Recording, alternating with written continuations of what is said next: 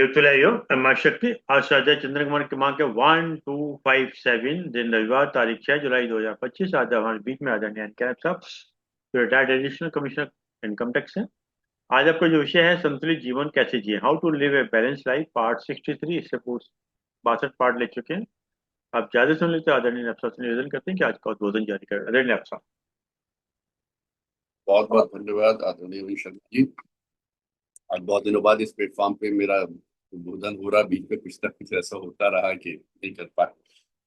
सो ईश्वर की कृपा बनी रहे मेरे पे। माँ गायत्री के मंत्र के साथ माँ हम लोग को शक्ति देती है, ताकत देती है, वाणी में ओज देती है, विचार देती है, हमको क्या बोलना क्या नहीं बोलना। ओम भूर्भुवः स्वः तत्सवितुर्वरेण्यं भर्गो देवस्य धीमहि धियो यो नः प्रचोदयात्। जय बाबा।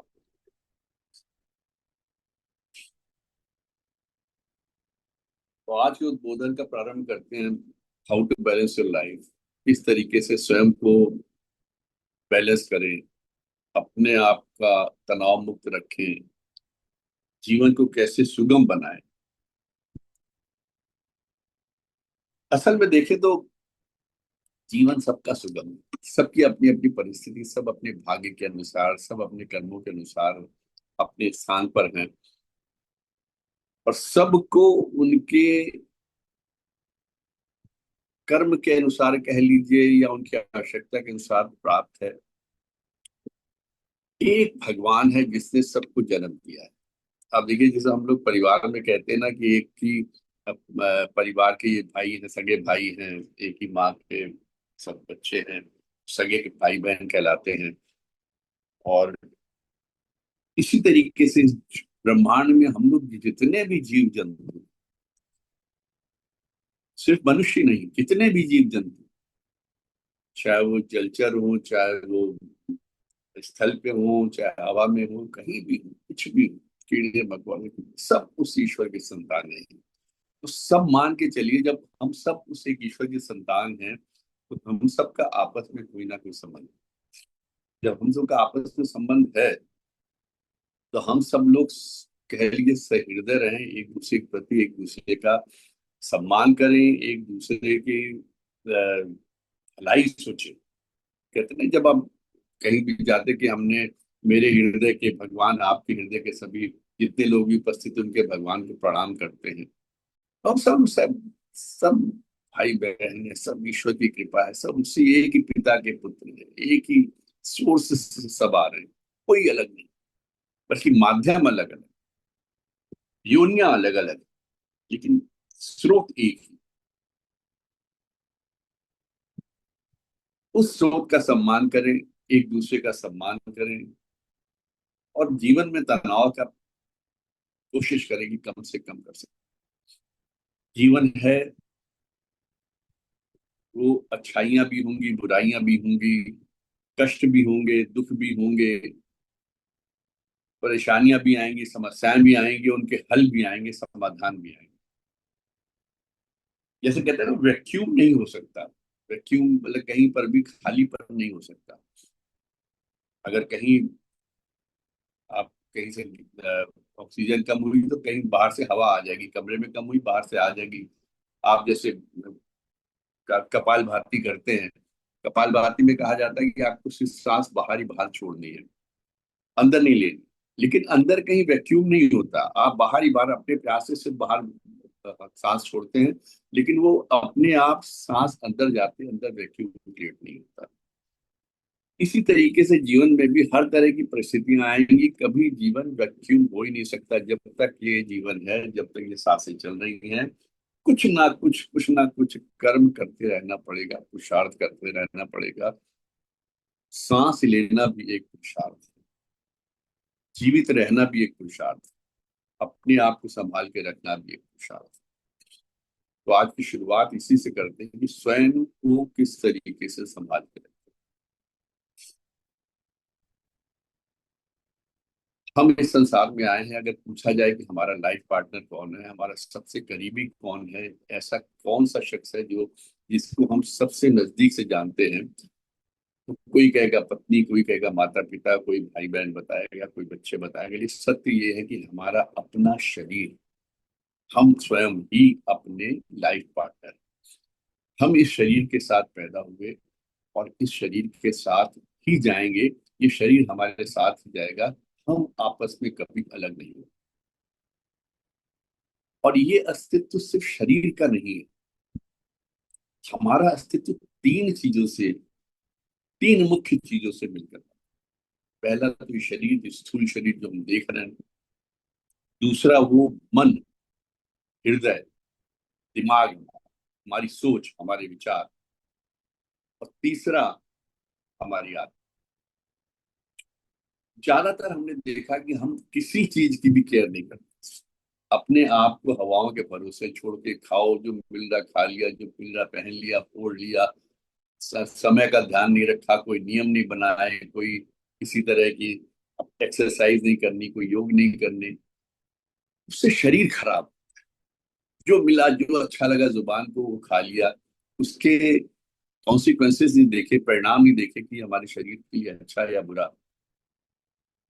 सामिश निरामिष हर तरह का भोजन जो हमारे लिए नहीं बना उसको भी कर रहे हैं, बस सिर्फ स्वाद के लिए। ऊट पटांग मसाले, ऊट पटांग चीजें खा रहे हैं, ऊट पटांग मांस मच्छी सब कुछ खा रहे हैं। जो इस शरीर के लिए चीजें नहीं बनी उसको भी खाते, तो शरीर को खराब करते चलते। कभी योग नहीं किया, कभी ध्यान नहीं किया, कभी नियमों का पालन नहीं किया। तो पहली हमको जो चीज करनी है अपने आप को संतुलित रखने के लिए, कि हम अपने शरीर का ध्यान रखें। ये जो स्थूल शरीर, क्योंकि जब तक हम हैं ये रहेगा, और जब तक हम स्वस्थ रहेंगे तभी तक हमारे को लोग पूछेंगे, हमारे पास आएंगे, हमारे साथ नमस्ते दुआ और एक दूसरे से हालचाल पूछेंगे। जिस दिन हमारा शरीर खराब हो गया, हमारे शरीर में कोई ऐसा रोग लग गया कि हम दूसरों पर आश्रित हो गए, तो धीरे धीरे जितने भी हमारे मिलने वाले लोग हैं, जितने भी जानने वाले लोग हैं, जितनी भी बहुत क्लोज के लोग भी हमसे दूरी बनाना शुरू। अनिल शर्मा जी जरा अपना बंद कर लीजिएगा, आपका आपका ऑडियो ऑन है, म्यूट कर लीजिए, तो मेरे पास बड़ी इको आ रही है।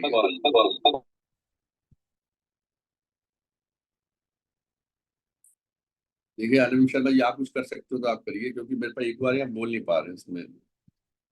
अनिल शर्मा जी का जो है म्यूट कर दीजिएगा।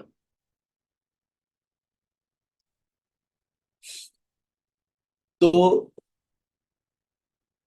ये शरीर जब तक हमारा स्वस्थ रहेगा, हम अपने पैरों पे चलते रहेंगे, अपने हाथों से सारे अपने काम करते रहेंगे, अपने शरीर की देखभाल जब तक करते रहेंगे, खाना पीना सोना पहनना नहाना धोना जब तक हम अपने आप करते रहेंगे, हमारे साथ के संगी साथी जितने भी हमारे परिवार के लोग हैं सब हमारा सम्मान करेंगे, हमें चाहेंगे, हमसे प्रेम करेंगे, हमारे साथ उनका व्यवहार बड़ा उचित रहेगा। लेकिन जिस दिन हम आश्रित हो, इसका बहुत सीधा सा एक कहते हैं ना, पैलिसिस हो जाता। जिस दिन हम आश्रित हो गया, बेड पे हो गए, बेड रिडन हो गए, वही लोग, वही जो हमारे बहुत क्लोज लोग होते हैं, बहुत समीप के लोग होते हैं, बहुत करीबी होते हैं, बहुत प्रेमी होते हैं, हमारे अपने बच्चे, नफरत, उनको हम ही से बदबू आने लगे। विरला ही होगा जो ऐसी अवस्था में भी हमारे साथ हमारा साथ देते हैं, no doubt। लेकिन कहीं ना कहीं मन में वितृष्णा हो जाती है। इसलिए पहला ध्यान हमको अपने शरीर का रखना है। हमारे खान पान, हमारा क्या, हमको किस तरीके, कितने बजे सुबह उठना है, कि क्या खाना है क्या नहीं खाना, किन चीजों से दूर रहना है, कब हमको व्यायाम करना, कैसे करना, ये जरूर। इसी शरीर के साथ लगा हुआ हमारा मन हमको अपने विचारों पर भी नियंत्रण, हम क्या सोच रहे हैं, कितना सोच रहे हैं, कैसे सोच रहे हैं, किसके बारे में सोच रहे हैं। क्योंकि शरीर तो देखिए एक लिमिटेड जगह पे, हम आज यहाँ पर जहाँ बैठे हैं यहीं बैठे हैं, लेकिन हमारे विचार तीनों लोग तक जा सकते उनके लिए कोई लिमिट नहीं, मन के लिए कोई लिमिट नहीं। एक सेकंड में कहीं से कहीं जा सकते। हमको अपने विचारों पर नियंत्रण है। वो हम कैसे, उसको पहले देखिए। विचारों पे नियंत्रण रहेगा तो हमारी जो दूसरी आदतें हैं, दूसरी चीजें हैं, वो भी नियंत्रित रहेगी। विचारों पे नियंत्रण से ही हमारी इंद्रियों पर नियंत्रण रहेगा। विचारों पे नियंत्रण से ही हमारी आदतों पे, हमारे खान पान पे, हमारे व्यवहार पे, हमारी जुबान पे, हमारी वाणी पे, सब पे नियंत्रण। इसलिए विचारों पे और अपने मन पर एक नियंत्रण होना और उसको अच्छी जगह पे लगा, अच्छे विचार लाना, शुद्ध विचार, संस्कारित विचार लाना, यह हमारा प्रयास हो। अब तीसरा, आत्मा की तरफ चले, अंदर की तरफ चले। वो तभी हो सकता है जब हम स्पिरिचुअलिज्म की तरफ चले, ईश्वर की भक्ति की तरफ चले। जब ये मान के चले कि जो कुछ भी है आज अस्तित्व में हमारा, हमारे साथ का, हमारे चारों तरफ का, हमारे अंदर का, हमारे विचारों का, वो सब उस ईश्वर की देन है। और सब कुछ उसको अर्पित करते हुए जब हम चलते हैं तभी हम अपनी आत्मा तक पहुंच पाते हैं। कभी विचार करें कितने लोग हैं जो अपने शरीर से आगे नहीं देख पाते हैं। सारा समय उनका अपने शरीर को ही ठीक करने में लग जाता है। कैसे शरीर को प्रेजेंटेबल बनाया जाए, कैसे शरीर को सुंदर बनाया जाए, कैसे शरीर को इस तरह बनाया जाए कि लोग आकर्षित हो। लेकिन ये आकर्षण कब तक रहता है, कितना रहता है, कहाँ तक प्रभावित कर सकता है। यदि आपके विचार शुद्ध नहीं, आपकी वाणी शुद्ध नहीं, आपका मन शुद्ध नहीं, तो आप चाहे जितने मनमोहक दिखते हो, जितने भी सुंदर दिखते हो, आप अपना प्रभाव नहीं छोड़ सकते। आपके कुत्सित विचारों से लोग धीरे धीरे आपसे किनारा करने लगते।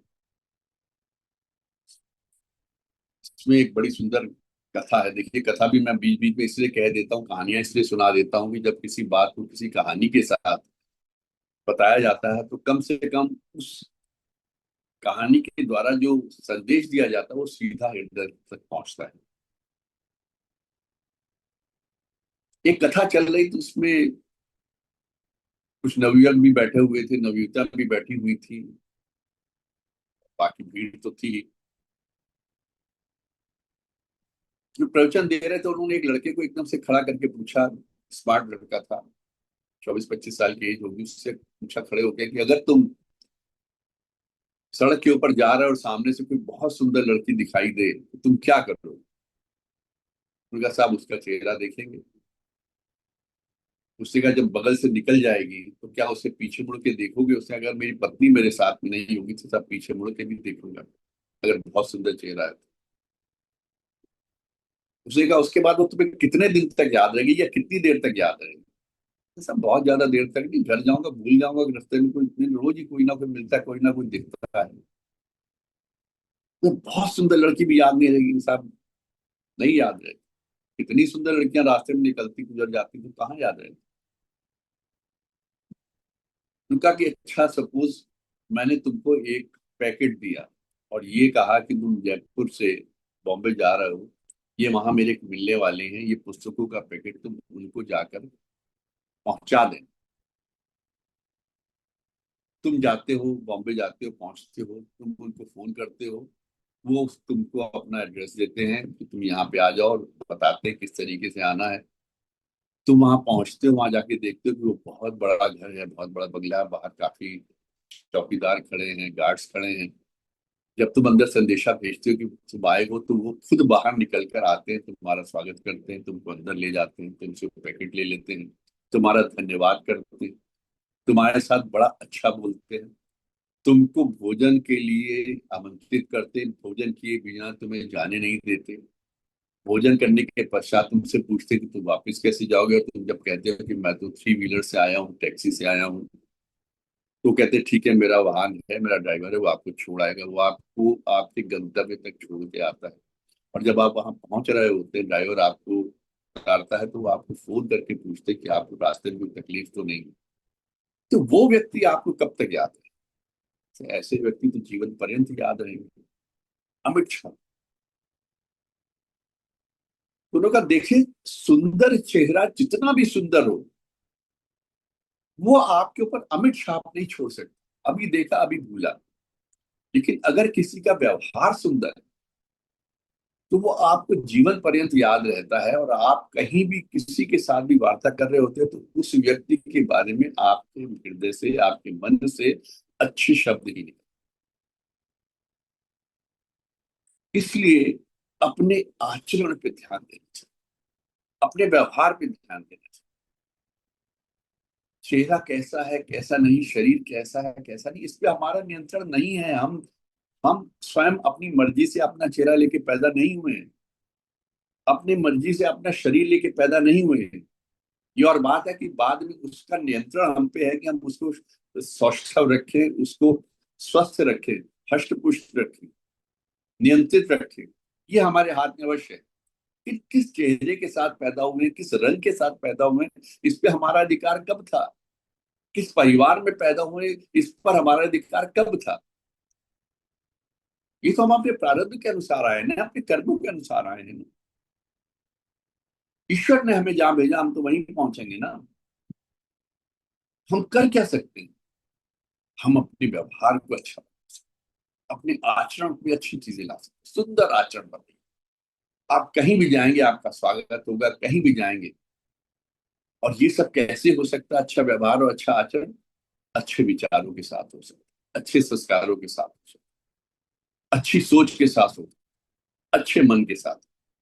और जब आपका आचरण अच्छा होगा, आपका व्यवहार अच्छा होगा, आपका मन अच्छा होगा, तो धीरे धीरे धीरे धीरे आप ईश्वर की ओर खुद ही आकर्षित होते चले जाएंगे। आपने देखा दूध, दूध में क्या होता है? क्रीम भी होती है, मक्खन भी होता है, घी भी होता है, सब कुछ होता है, लेकिन दिखता कुछ जिस तरह दूध होता है।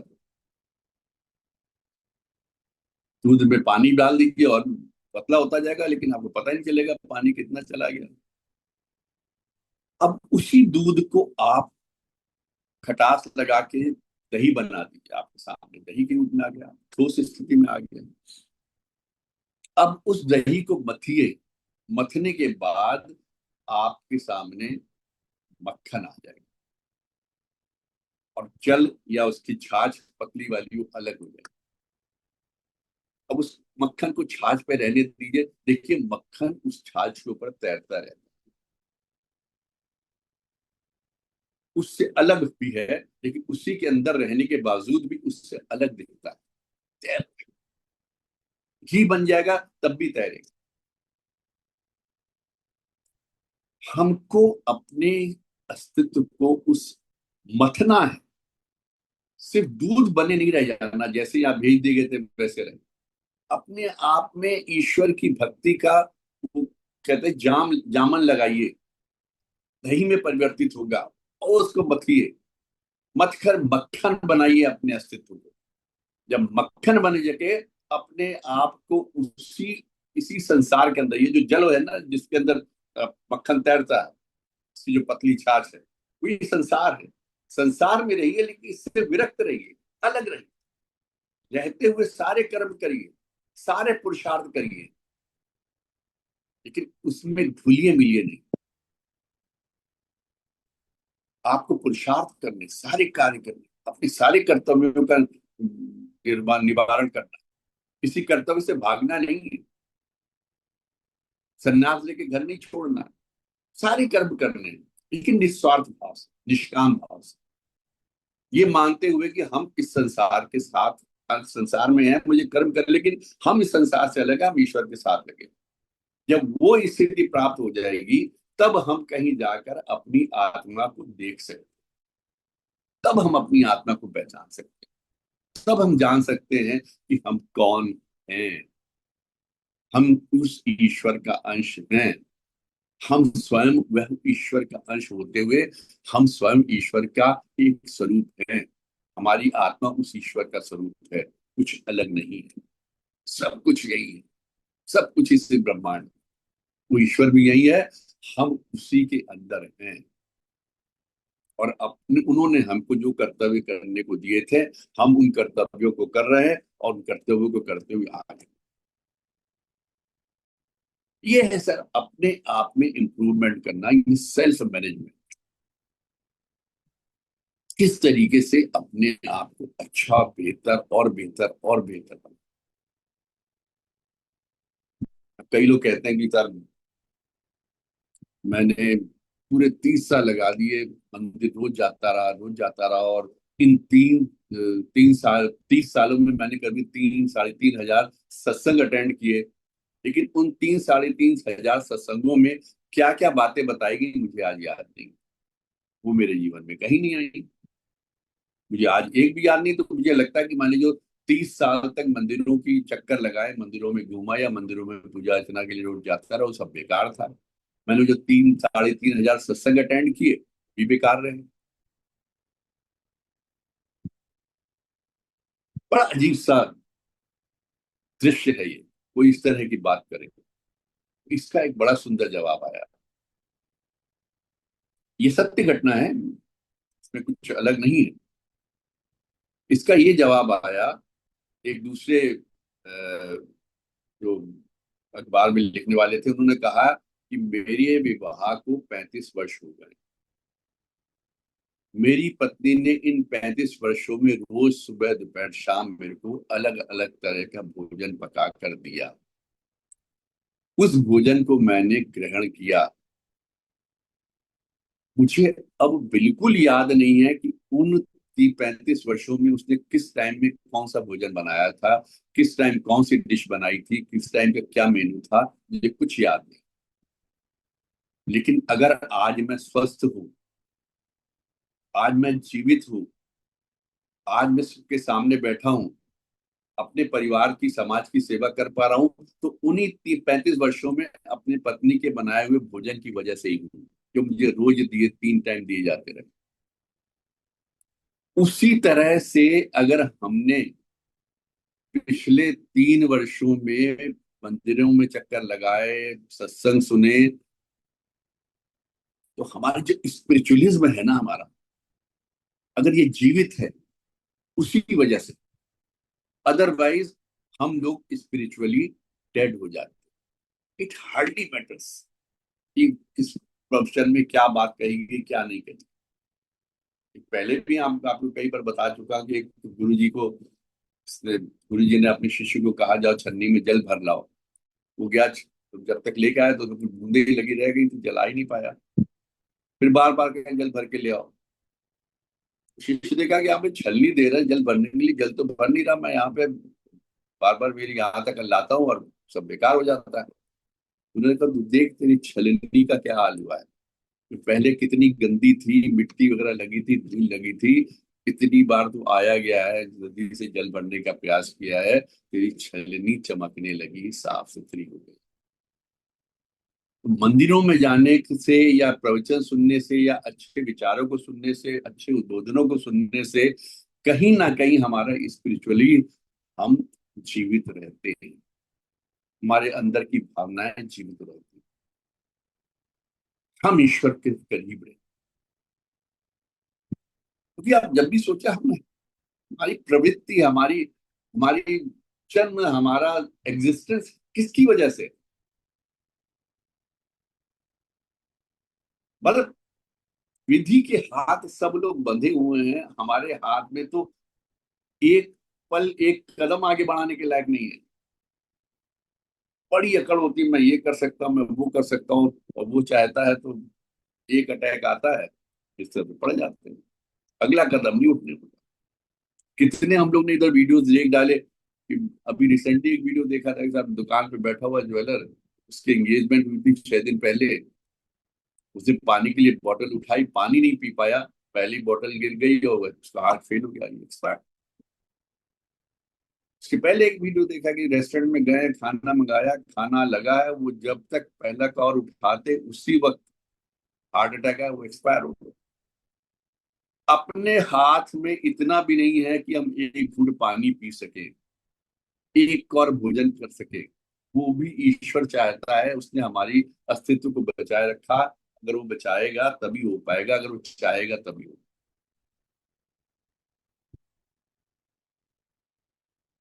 इसलिए अपने मन को, अपनी आत्मा को, अपने शरीर को, सबको शुद्ध रखें, अपने आप को मैनेज करें। और मैनेज करने के लिए सबसे बड़ी चीज है कि हमारी आदतें कैसी। अक्सर कहते वो बड़ी उसकी आदतें बहुत खराब होती है, या जिसकी आदतें होती है ना उसको खराब नहीं लगती, दूसरों को समझ में आता है कि इसकी बड़ी गंदी आदत है, ये करता रहता है, इसकी वो बड़ी गलत आदत है, इसको शराब पीने की आदत है, इसको दारू पीने की आदत होगी, इसको नशा करने की आदत होगी, इसको देर से उठने की आदत होगी। जो देर से उठता है, जो शराब पीता है, जो नशा करता है, उसको ये आदत नहीं लगती, उसको एक ये उपभोग लगता है, क्योंकि उसकी दिमाग के उसके हिसाब से तो सब सही है ना। और खराब आदतें दो कारणों से होती। पहला कारण हम स्वयं, इंद्रिय सुख, एक शरीर को सुख देने की वजह से, जुबान को सुख देने की वजह से, जुबान के लालच की स्वाद थोड़ा सा मिल जाएगा, शरीर को थोड़ा इस तरीके से आराम मिल जाएगा, हम इस तरह की आदतों में पड़ जाते खुद स्वयं जाकर। और दूसरा संगत का असर, आपकी संगति कैसे, अच्छी संगति रखेंगे, संस्कारवान संगति रखेंगे, तो आपको अच्छे संस्कार मिलेंगे, अच्छी आदतें पड़ेंगी। ऐसे लोगों के साथ रहेंगे जो आपको नेचर की तरफ ले जाए, तो आप नेचर की तरफ। ऐसे लोगों से संगत रखेंगे जो आपको ईश्वर की तरफ ले जाएं, अच्छे अच्छे ऋषियों की तरफ ले जाए, संतों की बातें करें, मंदिरों की बातें करें, पूजा की बात करें, विधि विधान की बातें करें, तो वो आप में वो संस्कार डालें। और अगर आपकी संगति ऐसी है जो सिर्फ खाने पीने और ऐश करने में विश्वास करती, तो धीरे धीरे आपकी ऐसे लोग शरीर भी खराब करेंगे, आपका मन भी विचार खराब करेंगे, और आपका आत्मा तो कहीं रह ही नहीं जाए। क्या करें फिर? आदतें कैसे सुधारी जा सकती? देखिए, कोई चीज आदत पड़ जाती है ना, जैसे अब शुरू की आदतें होती, बच्चों की आदतें होती, घर में आते हैं, बस्ता इधर फेंका, जूते उधर फेंके, मोजे उधर फेंके, मम्मी ये दे दो, मम्मी वो दे दो, बड़ी भूख लगी, ये भी, माँ भी बड़ी जल्दी जल्दी कोई बाल साहब समेट के कर देती है। तो हमको बच्चों में शुरू से ही आदतें डालनी चाहिए, इस तरीके से स्वयं को सुव्यवस्थित रखें कि बाद में जो खराब आदतें पड़ी उनको कैसे करें। मुश्किल है, मुश्किल है, लेकिन असंभव नहीं। पान मसाले की आदतें आपने देखी होगी, आजकल बहुत फैल रहा है, कितना कैंसर इससे फैल रहा है। नशे की आदतें कितनी, स्वयं पे नियंत्रण। कष्ट होगा, परेशानी होगी थोड़े दिन, लेकिन एक बार अगर आपने विजेता की तरह उससे मुक्ति पा ली, शुरुआत किससे करें? छोटी छोटी आदतों से। अगर आपने किसी बड़ी चीज के लिए एकदम से संकल्प ले लिया कि अब हम कल से पान मसाला नहीं खाएंगे, और जहां आपने शब्द लगाया कल से, तो इसका मतलब आप इस आदत को हटा ही नहीं सकते। जिस आदत को भी सही करना, उसके लिए आज अभी इसी वक्त से मैं ये प्रण लेता हूँ। और शुरुआत कीजिए छोटी छोटी चीजों से। जैसे पहला प्रण लेना कि मैं घर में अंदर आते समय अपने जूते मुझे बाहर ही उतारूंगा, मैं अपने बर्तन खाने के बाद स्वयं उठाकर रख के आऊंगा या धोऊंगा, जो भी आप कर सकते हो, या मैं अपने सामान या अपनी केयर की चीजें स्वयं करूंगा, घर में किसी पे निर्भर नहीं रहूंगा। ये छोटी छोटी आदतें। और एक बार आपने इन आदतों पर विजय प्राप्त कर ली, मैं ऊंचा नहीं बोलूंगा, मैं कड़वा नहीं बोलूंगा, मैं व्यर्थ की बातें नहीं करूंगा, स्वयं पे नियंत्रण रखूंगा। तो जब आप इन चीजों पे धीरे धीरे छोटी छोटी आदतें जब ठीक करने लगते हैं, तो आप एक कॉन्फिडेंस डेवलप करने, एक विश्वास अपने को, मैंने ये कर लिया। वहां फिर आप उन आदतों को भी ठीक करना शुरू कर देते हैं, जो स्वतः चीजें आने लगती हैं फिर। एक बार होता नहीं कि आपने रास्ता पकड़ लिया एकदम सही मंजिल का, तो शुरू में पगडंडी के बाद में फिर आपको चौड़ी सड़क दिखाई देने लगेगी, और आप जाके हाईवे पे मिल जाएंगे, और आराम से आप अपने गंतव्य तक पहुंच जाएंगे। फिर आपको परेशानी नहीं होगी अपनी गंदी आदतों को, अपनी गलत आदतों को, अपनी कुत्सित आदतों से छुटकारा पाने की। सब हो सकता है, असंभव कुछ नहीं है। मैंने बड़ी बड़ी आदतों को खत्म होते देखा। बड़ी छोटी छोटी आदतें हैं। एक बच्चे से क्लास में कोई भी क्वेश्चन पूछा जाता था, तो जब वो आंसर देता था टीचर को, तो आपने शर्ट के सबसे नीचे वाले जो शर्ट का बटन होता था उसको पकड़ लेता था, उस पर घुमाता रहता था तो आंसर देता रहता था। एक बार किसी साथ के साथी ने शरारत कर दी, उसका वो बटन काट दिया। अब जैसे उससे क्वेश्चन पूछा गया, उसका हाथ उसी जगह बटन पे गया, बटन नहीं।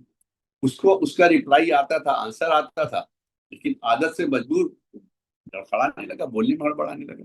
उसकी आदत थी किताबों को सही जगह पे रखना, कॉपीज को सही जगह पे रखना। ये ऐसी आदतें जिनको हमें सुधारना, इसी से हम सेल्फ मैनेजमेंट, अपने आप को मैनेज कर सकते हैं। और करना पड़ेगा, और कोई रास्ता नहीं है। इसके बाद आता है कि हम परिवार का कैसे मैनेज। देखिए, हमारा परिवार जो है एक त्रिकोण की तरह, ट्रायंगल, तीन एंगल है। तीन एंगल्स में एक एंगल पे हमारे माता पिता है, दूसरे कोण पे हम स्वयं, मतलब हम और हमारी पत्नी है, और तीसरे कोण पे हमारे बच्चे। ये मुख्य ट्रायंगल है। बाकी सिबलिंग्स ले लीजिए, भाई बहन ले लीजिए, परिवार के रिश्तेदार ले लीजिए, वो एक पाइथागोरस का आप प्रमेय पूरा बनाइए, उसके अलग अलग कोणों में देख लीजिए, सब जगह वहां पे संतुलित करने की। हमको सबसे पहले इस ट्रायंगल को संतुलित करना है, इस त्रिकोण को संतुलित करना है। सबसे बढ़िया त्रिकोण वो होता है जिसकी तीनों भुजाएं एक समान हो, और तीनों एंगल जो 60-60 डिग्री के बने हो। ये हम लोगों ने बचपन पे पढ़ा हुआ है जब बच्चे, तो बहुत बड़ी खोज नहीं है। तीनों एंगल एक समान हो, तीनों भुजाएं एक समान हो, वो बेस्ट बैलेंस जिसे कहा जाएगा, वो बैलेंस परिवार। आपको हमेशा याद रखना चाहिए, आपका जो जीवन का पहला प्रेम, कहते हैं ना पहला प्रेम नहीं भूल सकते हैं, वो पहला प्रेम आपकी पत्नी या आपकी प्रेमिका नहीं होती।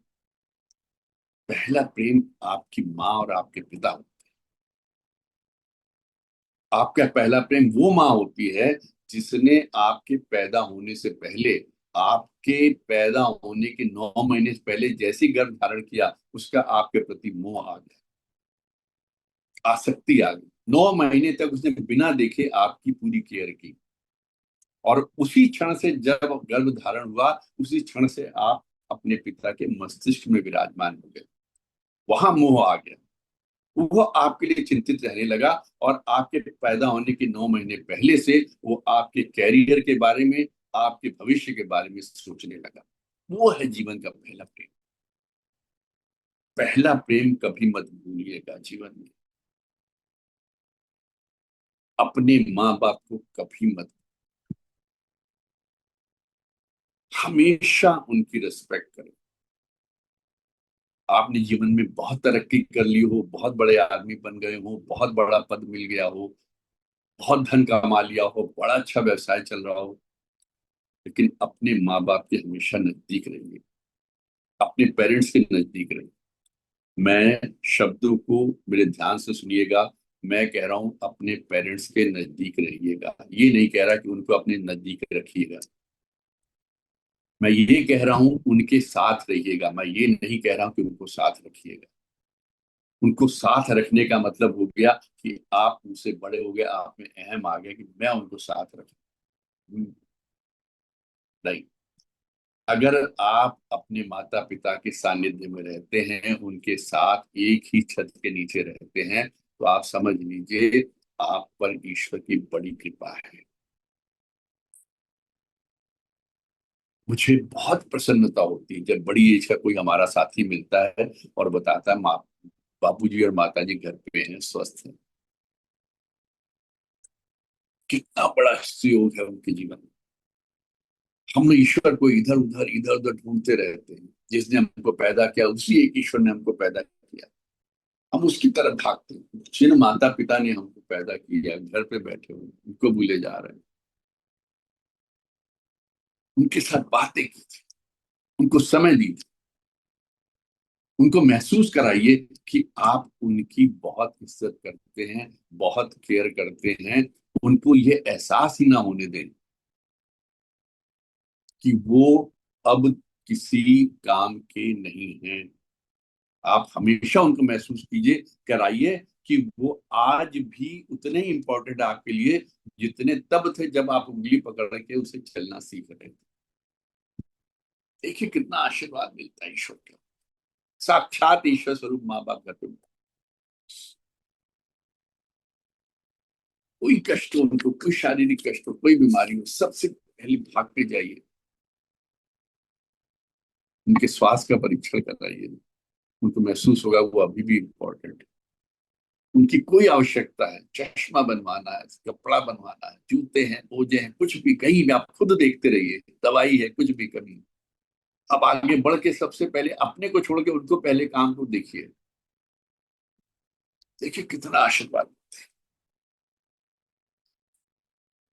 मैं बताऊं, जैसे आप अपने पिता को खो देते हैं ना, आप इस ऐसे शख्स को खोते हैं जो इस दुनिया में वो अकेले शख्स है जो आपको अपने से ज्यादा तरक्की करते हुए देख। Father is the only person wants to see his son going much ahead of him। बाकी इस दुनिया में जितने भी रिश्ते नाते हैं, जितने भी यार दोस्त हैं, जितने भी लोग हैं, ऑफिस के हों, घर के हों, पास पड़ोस के हों, कोई आपको उससे अपने से ज्यादा तरक्की करते हुए नहीं देख सकता, नहीं बर्दाश्त कर सकता। एक पिता ही होता है, एक बाप ही होता है जो चाहता है कि उसका बेटा, बेटे का कद उससे कहीं ऊंचा हो। शरीर में भी जब बेटा उससे कद लंबा लेता तो उसका छाती फूल जाती, मां देख के खुश होती है। और ऐसे ही जब वो कैरियर में तरक्की करता है, कैरियर में आगे बढ़ता है, बाप को जो खुशी होती है आप विश्वास नहीं करेंगे। भगवान को कितना कितना धन्यवाद देते हैं ऐसे माता पिता। जब आप ऐसे पिता को खोते हैं तो you are going to lose the only person in this world who was always trying, always wishing कि वो तुम आप उनसे कहीं ज्यादा तरक्की। बाकी के लोग तो आपसे कंपटीशन करेंगे, कोई आपकी टांग खींचेगा, कोई आपका हाथ खींचेगा, कोई आपको नुकसान पहुंचाएगा, कोई आपका बुरा चाहेगा, कोई आपको नुकसान पहुंचा के आपसे आगे बढ़ना चाहेगा, आपको हटा के आपकी जगह पर पहुंचना चाहेगा। वो सब इस दुनिया में कोई आपसे मतलब भला चाहेंगे, वो मैं ये नहीं कह रहा भला नहीं चाहेंगे, लेकिन अपना भला आपसे ज्यादा चाहेंगे। एक पिता ही होता है जो चाहता है कि पुत्र उससे ज्यादा तरक्की करे। एक ही दफ्तर में पिता अपने पुत्र को अपना बॉस बनते हुए देखना चाहता है। इसलिए हमेशा उनके आशीर्वाद के लिए लगे, कोशिश कीजिए जितनी सेवा कर सकते। और एक चीज के लिए हमेशा ध्यान दीजिएगा कि कभी उनसे मिसबिहेव मत करिए, भूल करें। अपने पेरेंट्स के ये एक ऐसा एंगल है जीवन का, इसको आपको हमेशा सुदृढ़ रखना।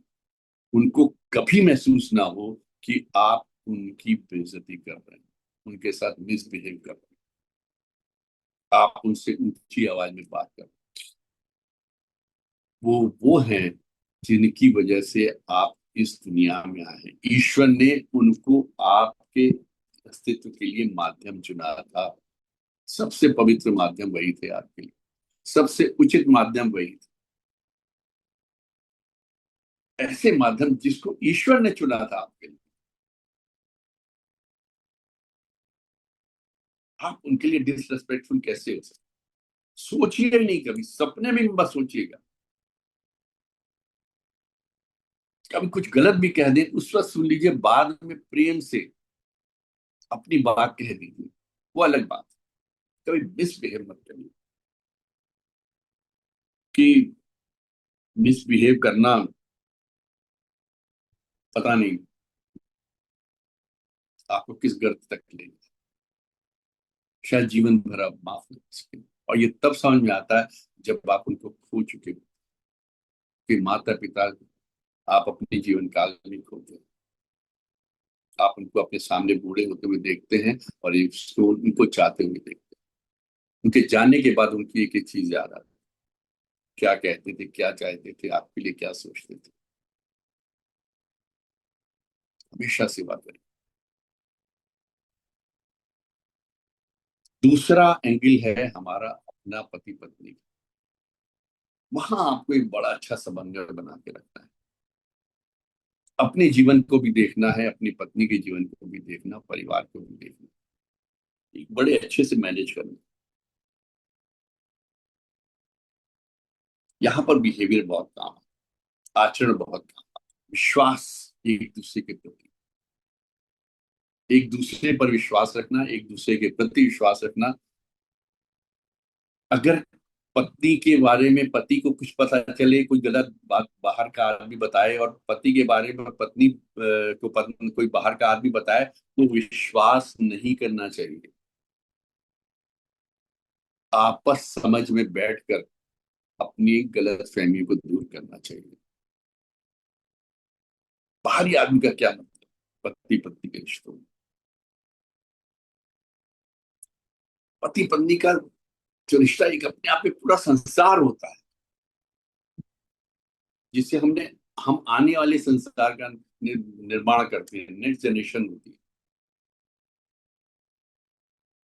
हम लोग में तो माना जाता है ना कि 7 जन्मों का साथ होता है। कैसे हम लोग अविश्वास कर सकते हैं एक दूसरे पर, एक दूसरे के रिश्तों पे कैसे अविश्वास कर सकते हैं। और कोई पति अपनी पत्नी का या पत्नी अपने पति का बुरा चाह ही नहीं सकते,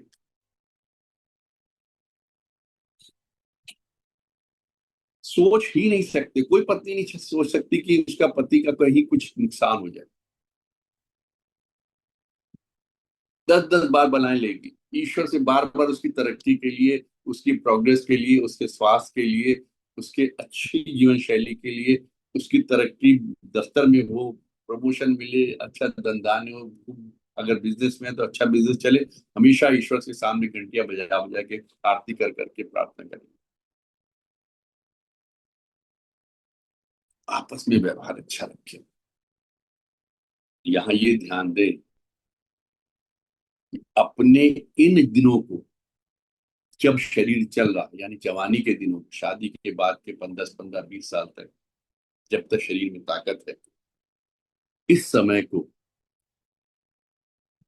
अपने बुढ़ापे पे कुर्बान मत करिए। यानी भविष्य में क्या होगा, भविष्य सिक्योर कर लें, उस वजह से कहीं इस समय को काम में इतना मत समाप्त कर दीजिए, 18-18, 20-20 घंटे काम करके, कि आपका शरीर खराब होने लगे, आप पे स्ट्रेस आने लगे, आप डिप्रेसिव मोड में चले, बीमारियां मोल ले लें, बीपी की, शुगर की बीमारी हो जाए स्ट्रेस की वजह से। ये मत करिए। एक कहीं ना कहीं बैलेंस बना के रखना है। जीवन दिया है, पत्नी दी है, बच्चे दिए हैं, सुख सुविधाएं हैं, संसार है, ब्रह्मांड है, नेचर है। नेचर की तरफ जाइए, घूमिए, इंजॉय करिए लाइफ। जो कमा रहे हैं उसको बचा बचा के बुढ़ापे के लिए रखने से फायदा कुछ नहीं है। जिसने आपको अभी तक यहाँ तक लेके आया है, वो आगे का भी हिसाब किताब रखेगा। रास्ते बनेंगे। लेकिन अगर आपने अपनी जवानी को या अपने अच्छे समय के, जिस समय शरीर में ताकत है, उस समय को अपने भविष्य के लिए कुर्बान कर दिया, समाप्त कर दिया, ये समय लौट कर नहीं है। जो तीर्थ यात्राएं करनी कर लीजिए, जहां जहां घूमना घूम लीजिए, जो भी आपके साधन है, जितना भी आप कर सकते हो, जितने भी आपके साधन उपलब्ध हैं, साधन मतलब आपके पास धन या उपार्जन, जो भी आपकी लाइवलीहुड है, सबकी आवश्यकताओं को देखते हुए जितना कर सकते हो जरूर करिए। और धन कमाने के चक्कर में अपने शरीर को खराब मत करिए। ऐसा ना हो कि आने वाला समय में फिर आप बिस्तर पे ही दिखे और डॉक्टरों के चक्कर लगाते रहे। वो धन आप कमाए और बाद में पता चले उसको सब बीमारियों में जा रहा, दवाइयों वाली और डॉक्टर कितने चिकित्सकों में ही, बिलों में, हॉस्पिटल में जा रहा, फायदा कुछ नहीं हुआ। जीवन भी गया, जीवन का आनंद भी गया। तो यहाँ ये एक फैमिली लाइफ को मैनेज करना बहुत जरूरी। पति पत्नी के बीच का रिश्तों में प्रेम और विश्वास हमेशा बना, एक दूसरे का भला चाहते हैं, एक प्रकट भी करते हैं, एक दूसरे की केयर करना, जैसे हम लोग पेरेंट्स की केयर करते हैं वैसे ही पत्नी की भी केयर करते हैं। तीसरा एंगल आता है बच्चों का। बच्चों को कैसे संस्कार देने हैं, क्या संस्कार देने हैं, ये हमको सुनिश्चित करना, और ये उनके बचपन से ही शुरुआत हो जानी चाहिए। बच्चों की आजकल के समय आप देख रहे हैं, उसमें मैं बताऊंगा आपको, जब मुझे 2-4 मिनट एक्स्ट्रा लग जाए, नई नई बातें सुनने को, नई नई चीजें हो रही, नई नई घटनाएं दुर्घटनाएं हो रही। प्रेमिका के लिए मर्डर, प्रेमी के लिए मर्डर, शादी के बाद मर्डर, शादी के पहले मर्डर, एंगेजमेंट के बाद मर्डर, ये सब क्या है? ये क्यों हो रहा? आपने कभी सोचा, इस पे विचार किया कि ये विषाक्तता हमारे समाज में कहाँ से आ गई? क्या हम लोग ऐसे थे या हमारे बच्चे ऐसे थे? आज से 30-40 साल पहले क्या हम कभी ऐसा सोच सकते थे कि हमारे बच्चे ऐसे होंगे, घर में ही रहेंगे, हम लोग को पता नहीं होगा? ये सारा दोष पेरेंट्स का है, जिन्होंने सिर्फ, जो मैं कह रहा हूं ना, अपना बुढ़ापा खराब के पे कुर्बान मत करिए। आपने उस समय अपने बच्चों को सही पालन पोषण नहीं किया, उनकी आदतों पर ध्यान नहीं दिया, उनको अच्छे संस्कार नहीं दिए। वो क्या सोच रहे हैं क्या नहीं सोच रहे हैं, आपने उस पर ध्यान नहीं दिया, आपने उससे संवाद नहीं किया, उनकी परेशानियां नहीं जानी। बस आपके पास पैसा था, उन्होंने जो मांगा, हमको ये चाहिए, ये। आपको पता होना चाहिए कि हम जिस चीज का उपयोग बंद कर देते हैं, वो चीज हम धीरे धीरे समाप्त करते चले जाते हैं। ये तो डेवलपमेंट का, ये बायोलॉजिकल सिद्धांत है, डार्विन का है, कि जैसे कहा जाता है ना, आदमी की पूंछ होती थी, लेकिन उसका उपयोग बंद हो गया तो धीरे धीरे पूंछ गायब हो गई। ऐसी बॉडी में एक हिस्सा होता है, ऑर्गन होता है इंटेस्टाइन में, क्योंकि अब हम लोग ने खाना पका के खाना शुरू कर दिया, क्लोरोफिल का डाइजेशन नहीं करना पड़ता, वो थोड़ा धीरे धीरे छोटा हो गया, एक रिडेंडेंट सा पड़ा हुआ, हो सकता है 100-200 साल बाद जो मनुष्य पैदा हो उसमें वो अंग हो ही नहीं। वही जान ये हरा खाने वाले जैसे गाय बैल वगैरह में बहुत बड़ा होता है, और जब उसमें कभी कुछ चीज फंस जाती है तो सर्जरी करके निकाल देनी पड़ती है। तो जिस चीज का हम उपयोग कम कर देते हैं, वो चीज धीरे धीरे समाप्त हो जाती है। जैसे मेमोरी में आप देखिए, अगर पहले आपको याद होगा कि आज से जब मोबाइल नहीं आए थे, लैंडलाइन होती थी, हम लोग को नंबर याद रहते थे, टिप्स में रहते थे नंबर, इसका नंबर उसका नंबर उसका नंबर याद किया। जब से हमने नंबर याद करने बंद कर दिए हैं और वो सब मोबाइल पे आने शुरू हो गए हैं, मोबाइल पे ही देख लेते हैं, तो हमको अपने घर वालों का नंबर भी नहीं याद रहता है। कई बार तो किसी से पूछो भाई तुम्हारा नंबर क्या, कहते हैं 1 मिनट रुको मैं देख के बताता हूँ। वो खुद अपने मोबाइल पे अपना ही नंबर याद नहीं होता, ये हमारी वो आदत ही छूट गई है। पहले 8 डिजिट के नंबर होते थे, 6 डिजिट के नंबर होते थे, बड़े आसानी से याद कर लेते थे। आस पड़ोस के, रिश्तेदारों के, सबके नंबर याद रहते हैं, दफ्तर के सब जितने ऑफिसर्स हैं उनके सबके नंबर याद रहते हैं। सब बंद हो गया, याद करना बंद कर दिया। जब तक कैलकुलेटर नहीं आए थे, हम लोग बड़ा अच्छा जोड़ घटाना गुणा भाग सब कागज के ऊपर कर लेते थे, और बड़ी जल्दी कर लेते थे। जब से कैलकुलेटर आ गए हैं, हम लोगों से 3 लाइन का जोड़ नहीं होता, हम लोग इमीडिएट मोबाइल खोल कर उसका कैलकुलेटर ऑन कर लेते हैं। हम भूल गए इन चीजों को। We have lose we have lost that practice. इसी तरीके बच्चों में चीजें धीरे धीरे समाप्त होती जा रही हैं। पहले एक एक कमरे में 8-8 10-10 लोग रह लेते थे, 4 लोग रह लेते थे, 6 लोग रह लेते थे। आप लोग याद करिए, शादी ब्याह में जाते थे, एक हॉल में, एक बड़े कमरे में दरिया चंदरे बिछ जाती, सब सास होते थे। घर में 1 या 2 टॉयलेट होते थे, सब उसमें एडजस्ट होते थे, सब नहा भी लेते थे, सब कुछ हो जाता था, सब तैयार होकर टाइम से दफ्तर भी चले गए, स्कूल भी चले गए, सब हो जाता। अब सबको स्पेस चाहिए, सबको प्राइवेसी चाहिए, सबको अपना अलग टॉयलेट बाथरूम अलग कमरा चाहिए, शादी ब्याह में भी और घरों में। और हम प्रोवाइड कर सकते तो हम लोग प्रोवाइड करा देते, और जब प्रोवाइड करा देते तो जिस जहाँ आपने कहा हाँ, हाँ हो गया। अब कोई बच्चा किसी दूसरे की प्राइवेसी को बर्दाश्त नहीं कर पा रहा। तो बच्चे एक दूसरे को बर्दाश्त नहीं कर पा रहे, अपनी स्पेस में नहीं आने दे रहे। जब इतने ज्यादा हम लोग सेक्लूडेड कर लेंगे अपने आप को, बच्चे, तो जो सहनशीलता वाली बात होती है ना, एक दूसरे को सहन करना, एक दूसरे को बर्दाश्त करना, एक दूसरे की चीजों को पे अपने पे असर नहीं होने देना, वो चीजें खत्म होती चली जा रही, यार लूजिंग दैट थिंग। बच्चे ने जो भी मांगा, हाँ हाँ क्यों नहीं। पहले होता था घर पे कोई सामान, रात को खाना बना, दोपहर में खाना बना, तो शाम नाश्ता बना, बताया जाता था कि आज ये बना है, सबको ये खाना है, और सब चुपचाप खा लेते थे, कोई नखरे नहीं करता था। आप अपने समय को याद कर लीजिए, अपने बचपन याद कर लीजिए, जवानी याद कर लीजिए, कभी ये नहीं पूछा जाता था क्या खाओगे। हो सकता है संडे का एक दिन होता हो जिसमें कहा जाता हो कि कोई स्पेशल चीज बननी है, वो भी डिक्लेयर हो जाता था कि संडे को ये बनेगा, इसे सब तैयार है ना, बाहर कोई नहीं जाएगा। लेकिन घर पे रोज क्या बनेगा ये बच्चे डिसाइड नहीं करते थे, पेरेंट्स कहते थे ये बना, ये खाओ, और बच्चे खाते थे, और बड़े टेस्ट से खाते, बड़े स्वाद से खाते, स्वस्थ रहते। यहाँ जाना है चलो, ये कपड़े हैं ये पहनो। अब हमने स्वयं ही अपना चीजों को खराब किया है।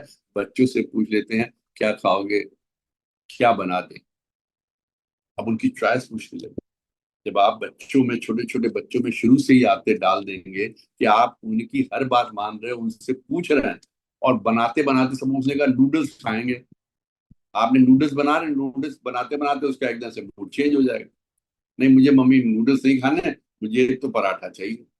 ठीक है कोई बात नहीं, नूडल्स एक कोने में रख दो, मैं खा लूंगी, वाले पराठा बना देते। तो आप उनकी अजीब से संस्कार दे रहे हैं। कौन से संस्कार दे रहे हैं? जिद्दी होने, अपनी बात रखने। अब वो बच्चों से आप पूछते क्या, कौन से कपड़े पहनने तुम्हें, मार्केट में ले जाके पूछते, वो खुद बताता है मुझको ये वाली टी शर्ट चाहिए, ये वाली शॉर्ट्स चाहिए, ये वाले कपड़े चाहिए। जो कंट्रोल होता है ना, बच्चों में नियंत्रण होता है, वो समाप्त होता है। वो शुरू से ही स्वच्छंद हो रहे हैं, वो श्रृंखल हो रहे हैं, अपनी बात रख रहे हैं और अपनी बात मनवा रहे हैं। ये कुछ प्रोग्रेस नहीं है, ये तरक्की नहीं है। अगर सोचे इसे समाज बहुत तरक्की कर रहा, तरक्की आपके सामने अब आ रही है। पिछले 20-30 सालों में हम लोगों ने ये सब किया, और वो तरक्कियां रोज नई नई खबरों के साथ आपके सामने प्रस्तुत है। रोज टीवी में एक नई खबर पढ़ लीजिए, यूट्यूब पे एक नई खबर पढ़ लीजिए, अखबारों में पढ़ लीजिए क्या हो रहा है। और बड़ा अजीब लगता है हमारे पास पड़ोस के या अपने घर के या अपने रिश्तेदारों के, अपनी जान पहचान के बच्चे ऐसा करते हैं, इस तरह की हरकतें करते हैं। सिर्फ हमने अपना समय उनको नहीं दिया, उनकी हर बात मानी, उनमें सहनशीलता का बीज नहीं बोया, उनमें रिस्पेक्ट का बीज नहीं बोया, एक्सेप्टेंस का बीज नहीं बोया कि जो तुमको प्राप्त हो रहा है उसको स्वीकार करो। स्वीकार्यता समाप्त हो गई। उनसे पूछने लगे तुम्हें क्या चाहिए, वो हमको स्वीकार। जब ये सब होने लगा है, तो फिर बच्चे जहाँ छोटे छोटे खाने पीने की चीजों से शुरुआत करेंगे, वही फिर वो आगे अपनी जिंदगी भी डिसाइड करेंगे, मुझे ये चाहिए, मुझे ये चाहिए, मुझे इसके साथ रहना, मुझे इसके साथ जाना, नहीं करोगे तो तुम तमाशा देखो। तो मैं जो ट्रायंगल कह रहा था, मेरा समय हो रहा है, आई एम सॉरी, 4-5 मिनट ज्यादा हो गया, इस चीज को अगले बार भी ले लूंगा। जो ट्रायंगल है फैमिली का, उसको बैलेंस करना है और हर कोण पे ध्यान देना है, उसके लिए सजग रहना, कोशिश करनी है कि हम हर कोण को नियंत्रित कर सकें, उसको सुदृढ़ कर सकें, उसमें अच्छे संस्कार डाल सकें, उसमें अच्छी संस्कृति डाल सकें, और ऐसी संस्कृति डालें जो ईश्वर के तत्व को महसूस करता हो, जो ये महसूस करता हो कि हम कुछ करने वाले नहीं, करने वाला कोई और है, हमको सिर्फ उसके कहे अनुसार चलना है। उस संसार में उसने हमको कर्म के लिए भेजा है, पुरुषार्थ के लिए भेजा है, हमको पुरुषार्थ करना है, कराने वाला भी वही है, और उसका फल भी देने वाला वही है, हमारे अपने हाथ में कुछ। आपने मेरे उद्बोधन को ध्यान से सुना, आपका बहुत बहुत धन्यवाद। बहुत बहुत बहुत धन्यवाद आदरणीय एनके साहब। सभी लोग अनम्यूट हैं, कोई प्रश्न तो कोई बनता ही नहीं है। बस ये है कि इन सबको अपने जीवन गुजारें, व्यक्तिगत जीवन में। कुछ कहना चाहें कालू साहब आप क्या? चलिए ठीक है साहब, सैकी साहब धन्यवाद दीजिएगा दो शब्द में, क्योंकि जो चीजें बोली हैं बताई हैं इन्होंने, बड़ी व्यवहारिक ज्ञान का हो दिया।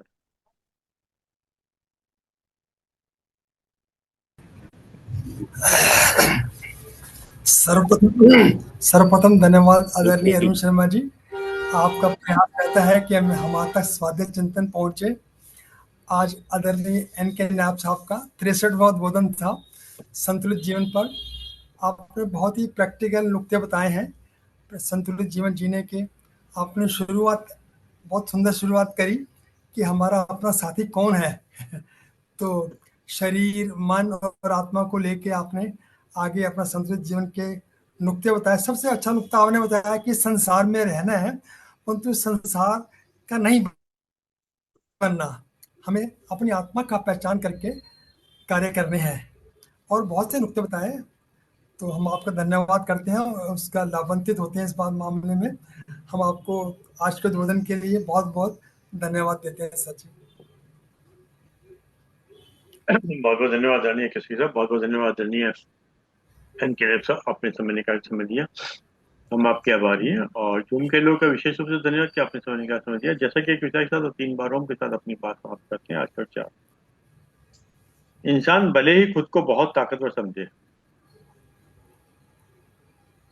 इंसान भले ही खुद को खुद बहुत ताकतवर समझे और वैज्ञानिक प्रगति पर घमंड कर ले, लेकिन अक्सर देखा गया है कि वह एक अदृश्य शक्ति के समक्ष विवश हो जाता है। जी सर। लेकिन अक्सर देखा गया है कि वह एक अदृश्य शक्ति के समक्ष विवश हो जाता है। व्यक्ति खुद के जीवन में अक्सर इस शक्ति का अनुभव करता है। Very true. व्यक्ति खुद के जीवन में अक्सर इस शक्ति का अनुभव करता है। इसी अदृश्य शक्ति को हम ईश्वर कहते हैं। यही शक्ति जीवन भी जी सकता है। सही बात। बहुत खूब, बहुत खूब। वही ईश्वर की शक्ति। आइए 3 बार हमको चल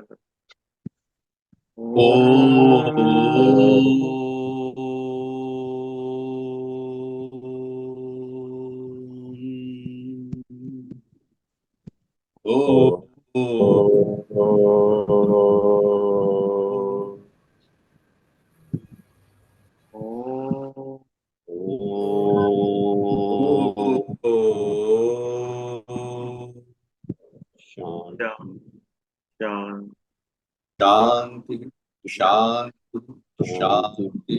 सभी को प्रणाम। सबका बहुत बहुत धन्यवाद।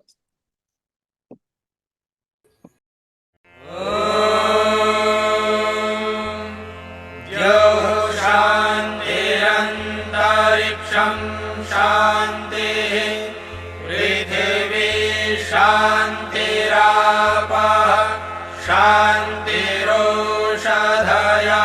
शान्तिः वनस्पतयः शान्तिर्विश्वे देवाः शान्तिर्ब्रह्म शान्तिः सर्वं शान्तिः शान्तिरेव शान्तिः।